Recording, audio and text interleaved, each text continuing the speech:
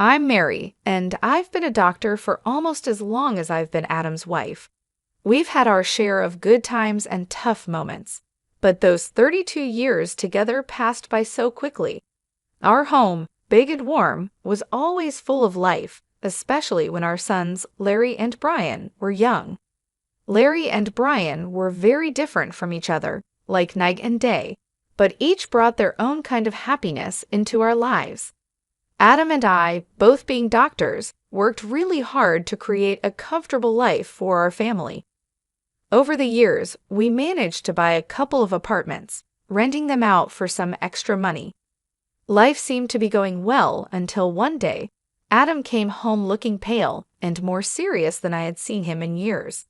"Mary, we need to talk," he said with a heavy tone as he put down his medical bag by the door. "I had some tests done last week. The results, they came back. It's cancer, Mary." The months that followed were a whirlwind of hospital visits, treatments, and endless hours spent in waiting rooms. Adam fought bravely, but the cancer was relentless. Watching the strongest man I knew weaken and fade away was heartbreaking. No amount of medical knowledge could prepare me for that kind of pain. One evening, as we sat quietly in the living room, Adam took my hand and said, "Mary, if things don't go the way we hope, you need to make sure everything is taken care of with the boys. The will is all set, and you'll be fine financially." Not long after that conversation, he was gone. The funeral was a solemn event, with family, friends, and colleagues coming from all over to pay their respects. But it was the quiet in the house after everyone left that hit me the hardest.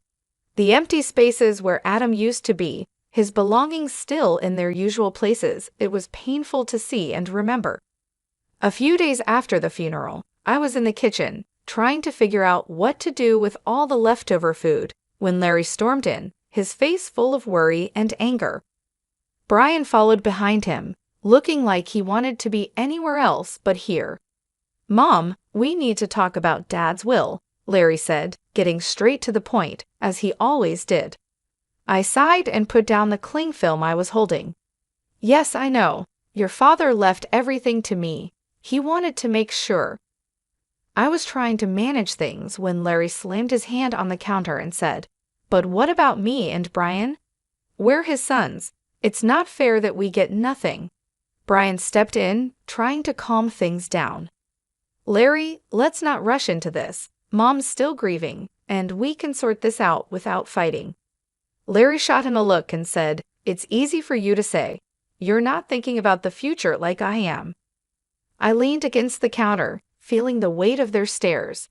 "Your father and I built this life together, and he trusted me to take care of things. But I understand what you're saying, Larry. It's not my intention to leave you out." "So what then?" Larry asked, crossing his arms and raising his voice. "Do we just wait until you decide it's the right time to give us our share?" "Larry, watch your tone," I snapped, my patience wearing thin. "I am still your mother." Brian stepped between us, holding up his hands like a referee. "Both of you, please. This isn't helping." "Mom, maybe there's a middle ground here." I nodded and rubbed my temples, thinking it over. "Okay, here's what we can do. The apartment's your father, and I invested in the ones downtown," I started, but Larry interrupted. "Yes, those." I gave him a look that told him to be quiet for a moment. "I was thinking you each take one. They're yours to live in or rent out, and from the savings, let's say $320,000 each to help you get started with whatever you need." Larry bit his lip, clearly doing the math in his head. "And the rest of the stuff? The house, the money?" he asked. "That stays with me for now," I replied. "When I'm gone, it will come to you, as your father wanted." Larry looked like he wanted to argue more, but Brian nudged him and said, "Let's think about this. It's a fair start. Mom's not leaving us with nothing." Larry finally nodded, though he still seemed unhappy. "Fine, but I want this in writing, Mom. No more surprises." Of course, I agreed. "We'll get everything documented properly." As they left the kitchen, I could hear Brian whispering to Larry, "Give her a break, will you? She's doing her best." Larry muttered something under his breath that I couldn't catch, and honestly, I didn't really want to. As I washed up the dishes, I wondered if Adam could see us and what he would think. I hoped I was making the right choice, but only time would tell. And time, that tricky thing, isn't always on your side. It was a sunny afternoon, one of those rare days that makes everything feel okay, when Larry brought Julie over to meet me for the first time. They hadn't been dating long, but Larry was already head over heels for her. You could tell by the way he was fussing over her, which wasn't like him at all. They walked in, and right away, Julie had this confident air about her, like she owned the place. She was dressed up and strolled into my living room, with barely a hello, her eyes scanning everything around. "Nice place you've got here," she said, flipping her hair back as she sat down without waiting to be invited. Larry was sitting beside her, grinning like a fool. I forced a smile, trying to be a good host. "Thank you, Julie. Can I get you anything? Coffee, tea?" "Coffee sounds lovely," she replied, then turned to Larry. "Babe, make sure it's black, no sugar." Larry nodded and headed to the kitchen, leaving me alone with her in my own living room, feeling like I was the guest. The silence was awkward until she finally spoke. "So Larry tells me you're pretty well off," she said, looking around at the decor. "I'm used to a certain standard, you know. My parents made sure of that." "That's good to hear," I said, not really sure what else to say. Larry came back with the coffee and handed Julie her cup. She took a sip and made a face. It's all right. Anyway, we've been talking about our future together, planning ahead, you know." "That's wise," I said, glancing at Larry, hoping he'd give me some clue about where this conversation was going. Julie set her cup down and said, "Yeah, and speaking of planning, we've been thinking about the wedding. You know, I want something special. Larry has probably told you I saw this place that's perfect for a rehearsal dinner, but it's a bit pricey. It's about $50,000. I almost choked on my coffee. $50,000 just for the rehearsal dinner. Larry jumped in. "Mom, it's important to Lauren. We want to start things off right." I put my cup down, feeling a storm brewing inside. "Look, that's a lot of money for a dinner, Julie. We need to be reasonable." Julie's face hardened. "Reasonable? Larry says you have the means. I don't see why we should compromise on something that important." Larry was nodding along with her, but I could see the unease in his eyes. He knew he was asking too much. "I'm all for celebrating," I said, trying to keep my voice calm, "but $50,000 is more than I can justify." Julie stood up, her chair scraping loudly against the floor. "I'm not used to compromising on my standards, Mary." I made it clear to Larry that I expected a certain standard of living. Larry tried to calm things down. "Mom, maybe we can find a middle ground." "There's no middle ground on $50,000 for a dinner, Larry.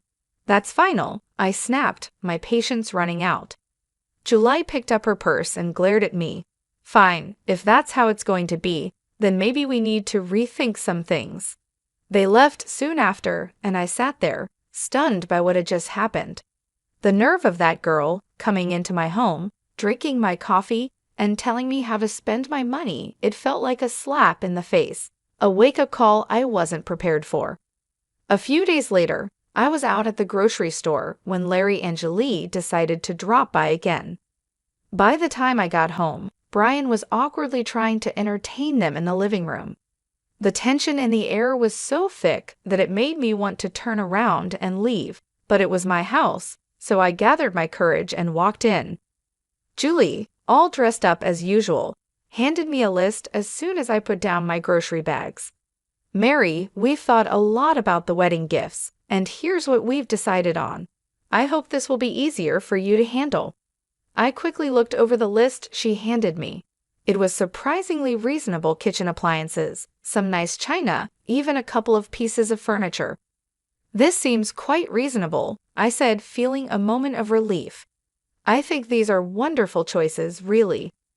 Larry looked at Julie with hope in his eyes, but just as I was about to discuss where we could buy these items, Julie's expression changed suddenly. She gasped, Oh no, this isn't right. Give that back. She snatched the list from my hands and dug through her purse, pulling out another sheet of paper. Here's the actual list. This new list was nothing like the first. It included an apartment, a luxury car, an exclusive vacation, and even diamond jewelry. My jaw dropped. Is this some kind of joke? Julie didn't flinch. No joke, Mary. These are the gifts we expect only the best for our wedding. I stared at her, then at Larry, waiting for him to say something, anything, to show he didn't agree with this craziness. But he just stood there, looking between us, clearly conflicted but saying nothing. I couldn't hold back anymore. Larry, why are you letting her do this? You know this is unreasonable. Julie cut in, her voice rising. This doesn't concern you, Mary. You just need to pay up and keep quiet. When Brian stood up, his face was serious. That's enough, Julie. You're not going to talk to our mom like that. This is her house, and you're way out of line. You need to leave now. The room was filled with tension as Larry and Julie gathered their things. Julie was muttering under her breath, clearly angry. This is ridiculous. We'll remember this. They left, and the door slammed shut behind them. I sat down, feeling the weight of the whole situation pressing on me. Brian sat beside me and put an arm around my shoulders. We'll figure this out, Mom, but you can't let them push you into giving more than you can or should. It's not right. He was right, of course, but as I sat there with my son, I couldn't help but worry about Larry. How had things gotten so out of hand? How could he not see what this was doing to our family? The silence that followed was filled with unspoken worries and fears for the future. I knew then that this was far from over. It was only going to get harder from here. In the weeks that followed, I received constant phone calls from Larry. Each one was more demanding than the last, his tone desperate and sometimes almost frantic. Mom, you don't understand. I can't look poor next to Lauren's family, he'd argue, his voice cracking with stress. You have the money. Why can't you just help me out here? I sat at the kitchen table, phone pressed against my ear, feeling a knot in my stomach. Larry, it's not about the money. It's about living within your means. Lauren's expectations are too high, and you can't keep up with them without going into serious debt. He'd scoff, his frustration boiling over. What do you know about it? I'm not going to live like a pauper. I need more from the inheritance now. The amount you've offered isn't enough. Larry, I've offered to cover half the wedding costs, up to $135,000, and give a $8,000 gift. That's more than generous. Everything has to be agreed upon with me, though no surprises. There was a pause, then a sharp laugh from him. That's nothing. You're just being stingy. You have $1 million sitting there. Why are you holding out on me? Because it's not just about the money, I replied, my patience wearing thin. It's about not feeding into this unrealistic fantasy that's going to ruin you. He yelled, loud enough that I had to pull the phone away from my ear. I don't need this. I'll handle it my way. Forget you. And with that, the call ended. Months passed in silence. I tried to keep myself busy with daily routines, trying not to worry about Larry, but the peace was short-lived. One afternoon, the phone rang, and it was my sister-in-law, Hannah. Mary, I thought you should know. Hannah's voice was hesitant, careful. Larry is flying all the wedding guests to Bermuda. He sold his apartment to pay for it and expects you to get there on your own. He mentioned you weren't interested in helping. I hung up, a mix of anger and sorrow swirling inside me. How could he be so reckless? Before I could process it all, Brian came into the room, his expression serious. Mom, there's something you need to hear. I recorded their conversation when they were sitting here in the living room. He handed me an audio recorder. I pressed play, and the voices of Larry and Julie filled the kitchen. Your mom is just a nasty old woman with a fat wallet. We need to squeeze as much as we can out of her and then cut her off, Julie's voice said coldly. Larry's voice responded, just as chilling. Whatever it takes, Lauren, I'm not going to let her control us. If it comes down to it, I'll kick her out in her underwear." I turned off the recorder, my hands trembling. Hearing my own son speak like that about me, his mother, was too much. The room spun as I tried to understand the depth of his betrayal. Deciding to fly to Bermuda wasn't easy, but Brian was by my side, both of us tense but determined to face whatever awaited us. When we landed and approached the venue, I was taken aback by the sheer extravagance of it all. Flowers everywhere, lights strung like stars across the evening sky, and music floating in the air. As we walked into the gathering, I spotted Larry and Julie mingling with the guests. They looked like the perfect couple, all smiles and laughter. My heart ached to see my son so lost in this artificial paradise. Before I could take another step towards them, Julie spotted us. Her smile vanished, replaced by a scowl as she marched over, her high heels clicking angrily against the stone pathway. "You shouldn't be here," she hissed, stopping just inches from me, her voice loud enough to draw attention. "This is my day, and you're not welcome." I was stunned, but before I could respond, her parents, who had overheard everything, came over. Her father, a tall and stern-looking man, spoke first. "Julie, that is no way to speak to your guest, especially not to Larry's mother." His tone was firm, and it made her cheeks flush with embarrassment. Her mother, looking just as upset, turned to me with an apologetic smile. "Mary, please come with us. Let's find you a place to sit." They guided us away to a table at the edge of the setup. It was clear that this spot was an afterthought, with no proper setting. The ceremony started soon after, with speeches that felt empty given the tension. Then, unexpectedly, I was handed the microphone. I stood up, my legs shaky but my resolve firm. "I came here today to wish my son and his new wife a happy future," I began, my voice steady despite how I felt inside. "But I also believe in honesty and integrity, qualities that have been sadly missing in the events leading up to this day." Julie's face went from pink to red, her eyes glaring at me with anger. I was asked for money time and again in amounts that no reasonable person would find justifiable. When I couldn't meet these demands, I was threatened with being cut off from my family and future grandchildren. My voice cracked a little, but I continued. Brian, seeing my distress, stepped closer and put a supportive hand on my shoulder. I nodded at him, then played the audio recording he had made. Julie's voice filled the air, cold and calculating, discussing how they would get more money from me. Larry's voice agreed, saying he was willing to leave me with nothing for the sake of his bride. The crowd murmured, shocked and disapproving.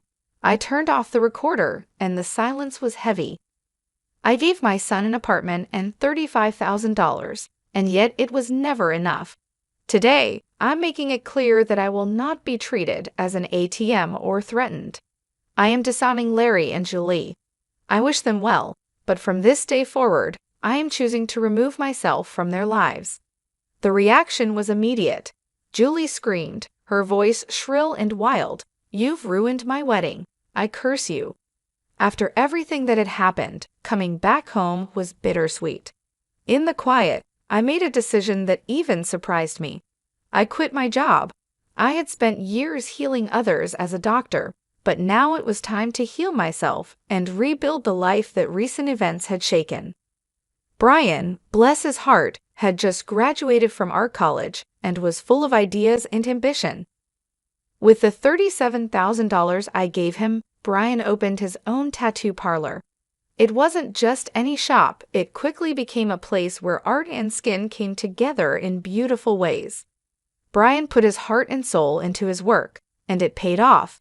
He started entering tattoo contests, and soon his name was on everyone's lips in the local community. Before we knew it, he was opening more locations, creating a network of salons that became a hotspot for tattoo enthusiasts. I'd watch him sketch late into the night, his dedication a sharp contrast to the chaos his brother had chosen. "You're doing amazing, Ollie," I'd say, pride swelling in my chest. During these peaceful months, Larry reappeared one afternoon. He showed up at the door, his eyes tired, His shoulders slumped, a far cry from the ambitious, sharp man he used to be. "Mom, I need to talk," he said, not waiting for an invitation to sit down. His voice was weary, so different from the demanding tone I had grown used to. I sighed and motioned for him to continue. "What is it, Larry?" "It's Lauren. She's driving me crazy, wanting more and more. Nothing's ever enough. I got a second job, but it's still not enough for her." His words were filled with desperation, but they couldn't erase the past so easily. "Larry, I warned you. I told you that living like that with someone like her was unsustainable." He rubbed his face, frustration clear. I know you did, but I thought," his voice trailed off, hopelessness replacing any explanation. "Thought what?" "That money would just appear because you wanted it to." My tone was harsh, years of pent-up frustration making it hard to soften my words. "Look at your brother. He started with the same amount and made something of himself without stepping on others." Larry bristled. "Yeah, well, not everyone's like Brian, are they? I have rights to the inheritance too, remember? And when you're gone, it'll come to me." That was the last straw. "Get out, Larry," I said, my voice cold and firm. "And don't come back. Not this time. You chose your path." His jaw tightened, and for a moment, I thought he might argue, but then he turned and walked out, the door slamming shut behind him. As I stood in the silence that followed, Brian came downstairs, having heard the last part of our exchange. "Are you okay, Mom?" he asked. I nodded, wrapping my arms around him. "I am now, thanks to you. Let's just focus on the good we can do and the life we can build." He hugged me back, his presence a comforting reminder that not everything was lost in that moment. I knew that despite the hardships, the journey was still worth it. We had each other, and that was enough to keep moving forward. After the storm with Larry had passed, our home settled into a calm I hadn't felt in years. It was during this peaceful time that Brian brought someone special home. Her name was Joyce, and she was everything Jolie wasn't: kind, humble, and genuinely caring.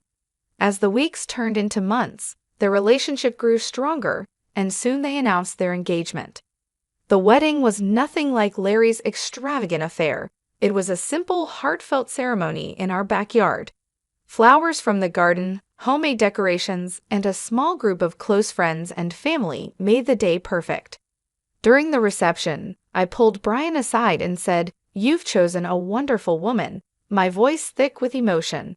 He squeezed my hand and replied, "I learned from the best," giving me a knowing look. Life moved quickly after that. They sold the apartment I had given Brian, added some of their savings, and bought a small, cozy house just a few miles away. One sunny afternoon, while we were having tea in their new living room, Joyce shared some exciting news. "Mary, we're expecting twins," she announced, her eyes shining with joy. I nearly dropped my cup, overwhelmed with happiness. "Twins? Oh my goodness, that's wonderful." Brian beamed, his pride evident. "We wanted you to be the first to know. We're really happy, Mom." "Twins," I repeated, letting the words sink in. Grandchildren, it was a new chapter, one I was eager to begin. As for Larry, news from him was rare. The last I heard, he had divorced Julie. She had taken nearly everything in the split, leaving him to start over in another city. Despite the pain he had caused, it hurt to know he was out there somewhere, struggling because of his choices. One evening, as I sat looking through old photo albums, Brian came and sat beside me. He noticed a picture of Larry and me from years ago. "Do you ever hear from him?" he asked softly. I shook my head. "No, after everything, he's chosen his path, and I have to respect that, even if it breaks my heart." Brian put an arm around me. "He's still my brother, Mom. Maybe one day he'll come around." Maybe, I agreed, though I wasn't really sure if he ever would. I believed it too, but for now, we have plenty to keep us busy, especially with those twins on the way. Brian chuckled, "Yeah, you're about to be the busiest grandma in town." We both laughed, and the sound filled the room with warmth. Despite the past, despite the mistakes and heart attacks, This moment with Brian felt like everything was exactly as it should be. Life was moving forward, and so were we, with new hopes and dreams just around the corner.